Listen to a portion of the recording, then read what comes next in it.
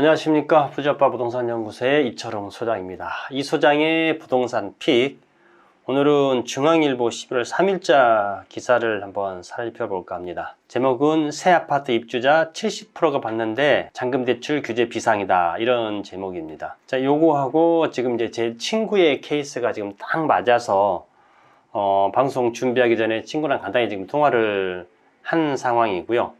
자, 요거는 뭐냐면 지금 정부에서 뭐 부동산 정책 이것저것 다 쓸 만큼 쓰다가 안 맥히니까 결국 이제 대출을 규제를 하지 않습니까? 물론 DSR, 총부채 원리금 상환 비율인 DSR, 따라서 내 집은 있다고 하더라도 내 소득이 얼마냐에 따라서 같은 가액의 부동산을 놓고도 담보 대출 금액이 좀 틀려지는 이런 상황이 생기는데요.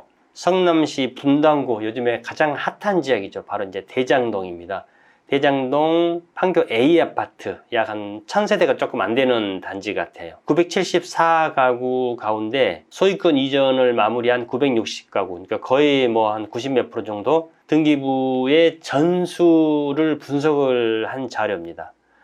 그러니까 약 한 1000세대가 조금 안 되는 단지인데 그 중에 960가구의 등기부 등을 다 떼서 과연 이 입주를 한 사람들이 대출을 얼마를 받았는지 전수조사를 한 거예요.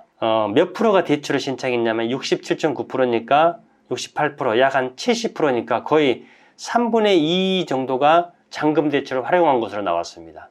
자, 보통 보면은 우리가 새 아파트를 대출을 받아서 들어간다고 하면 뭐 많게는 한 50% 정도 이렇게 지금 대출을 받지 않습니까? 그러면은 요즘에 분양가 물론 많이 올랐지만 분양가가 뭐 예전에 이제 지금 입주한 거면은 벌써 분양은 최소 3년 전에 했겠죠. 3, 4년 전에 했으니까 뭐 6억, 7억, 8억 이렇게 분양을 했다고 치면, 뭐 6억에 분양을 했다고 치면 50% 받으면은 3억을 대출을 받아야 되는 그런 이제 상황이 생기는데, 이 타이틀 새 아파트 입주자가 70%가 받는데 대출 규제 비상, 요거는 뭐냐면 지금 이제 앞으로는 기존의 구축의 아파트 주택만 뿐만이 아니라 새로 분양을 받아서 입주하는 이 신규 집단 대출까지도 규제를 하겠다, 지금 이런 내용입니다. 이렇게 하다 보니까 내가 청약을 해서 당첨이 됐습니다. 당첨이 됐는데 이 아파트를 들어가는데 내 전세금 빼고 내가 그동안 저축해 놓은 돈 합쳐도 예를 들어서 뭐 한 2, 3억 정도가 부족해요. 대출이 안 된다고 해서 이 집을 안 들어갈 수가 지금 없는 상황이잖아요. 이거는 선택지가 뭐 여러 개가 있는 게 아니라 이거 하나밖에 없는 거죠. 기존에 다른 주택을 사서 간다고 그러면은 조금 더 뭐 나이가 든 연령대가 좀 오래된 주택, 아니면 뭐 신축 주택, 사이즈가 큰 주택, 적은 주택, 뭐 고가 주택, 저가 주택, 이걸 선택할 수가 있지만 내가 분양을 받은 것 같은 경우에는 선택의 여지가 없다는 말이죠. 바로 내가 분양받은 아파트 꼭 들어가야 됩니다. 100% 들어가야 되는 거예요. 근데 신규 대출까지 만약에 막아버린다 그러면은 대출 지금 어디서 받겠습니까? 법문 내용을 조금 읽어드리면 거의 한 70% 정도가 지금 대출을 신청을 많이 했지 않습니까? 평균 대출 금액이 3억 6천 정도가 되네요. 그러니까 분양가가 7억에서 8억이니까 거의 한 절반 정도가 되죠. 절반 정도가 되는데 절반 이상을 받은 가구도 지금 꽤 있고요. 그 다음에 5억 원 이상이니까 절반 이상이죠. 이런 가구도 한 148가구, 150가구 정도가 됐다고 합니다. 지금 이제 요즘에 입주하는 이런 아파트 같은 경우에는 지금 그 신규 대출이 여기까지는 안 막아놨으니까 뭐 40%가 됐든지 50%가 됐든지 대출을 받아서 들어가면 상관은 없는데, 앞으로 들어갈 이 입주 아파트에 내가 50% 대출을 지금 받아야 되는데 이게 만약에 막힌다 그러면은 이 분양받은 사람들 어떻게 할까요?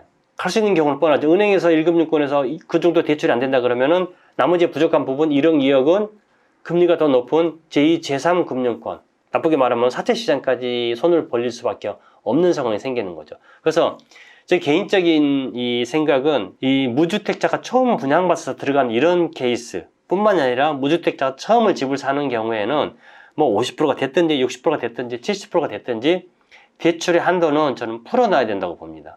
그래야 뭐 무리해서 사는 경우도 있겠지만 다들 원금하고 대출이자 이제 갚아 나가는 그거를 감안해서 대출을 받을 수밖에 없기 때문에, 그렇게 뭐 무리해서 사가지고 나중에 이자 못 내서 경매로 집을 날린다든지 그런 우려는 사실 없거든요.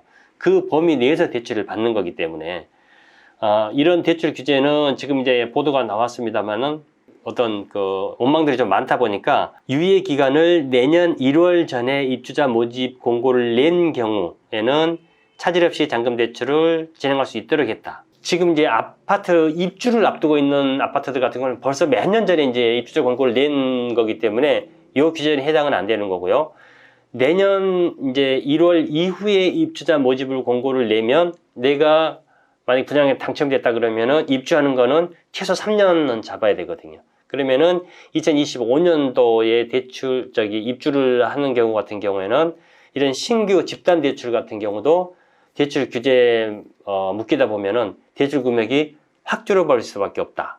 따라서 내년 이후에 대출을 받는 분들 같은 경우 내가 분양 가격, 그다음에 현재 내 전세 월세 보증금, 그다음에 내가 뭐 저축이라든지 증권이라든지 주식에 들어가 있는 금액 플러스해서 내가 얼마 정도 대출을 받아야 되는지 이거를 대략이라도 계산을 해본 다음에 금액에 맞는 아파트를 분양을 받든지 그렇게 좀 해야 될 것 같아요. 자, 정리를 하자면은 내년 1월 이후 입주자 모집 공고에 해당되는 아파트 같은 경우에 입주 시에 집단 대출 같은 경우 잔금 대출 규제가 따로 올 수밖에 없다. 따라서 이 잔금 대출 내가 얼마 정도의 돈을 대출을 이용하든지 아니면 다른 데를 활용을 해야 되는지를 계획을 좀 잘 세우시고요. 제가 항상 드리는 말씀이죠. 무주택자의 집 마련 시기 늦었다고 생각할 때가 제일 빠르다입니다. 자, 지금까지 이 소장의 부동산 픽이었습니다. 시청해 주셔서 감사합니다.